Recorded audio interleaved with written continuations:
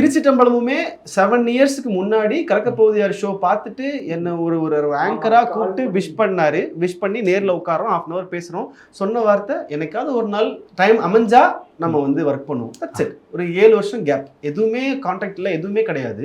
திடீர்னு அவங்க டீம்லேருந்து கால் வருது, வயசான ஒரு பொண்ணு கால் பண்ணுறாங்க, இந்த மாதிரி சார் பேசுனாங்கன்னு சொல்கிறாங்க, பிராங்க்னு நினைக்கிறேன். பார்த்தா அடுத்த வாரம் வந்துருங்கன்றாங்க. பார்த்தா பூஜையில் எல்லா லெஜண்ட்ஸும் நிற்கிறாங்க, நான் மட்டும் அப்படியே நிற்கிறேன். என்ன நடக்குது? ப்ரெஸ் பீப்புளெலாம் ஒரு 1000 பேர் நிற்கிறாங்க அப்படியே கூட்டத்தில். அங்கே அவங்க ஒரு விஷுவலில் நிற்கிறாங்க எல்லாரும். பாஜா sir, Prakash Raj sir, Anirudh sir ஒரு பக்கம் நிற்கிறாரு, ஓம் பிரகாஷ் டைரக்டர் இருக்காரு, எல்லாருமே நிற்கிறாங்க. சன் பிக்சர்ஸ் ஓனர் நிற்கிறாரு, எல்லாரும் பெரிய பெரிய ஆட்கள். நான் அப்படியே வாங்க வந்து நில்லுங்க அப்படின்ட்டேன். நான் போய் நிற்கிறேன் அப்படியே. என்ன இது எதுக்கு என்ன பண்ணுறது? ஸோ அது மூமெண்ட்லாம் என்னென்னா, அவர் வச்ச ஒரு நம்பிக்கை, இந்த ஆடிஷன் எது தாண்டி ஒரு நம்பிக்கை இருக்குல்ல, அந்த நம்பிக்கை நான் என்னைக்கா இருந்தாலும் அதுக்கு நன்றியாக இருக்கணும், அதை நான் காப்பாற்றணுன்ற ஒரு குறிக்கோள் இருக்குது.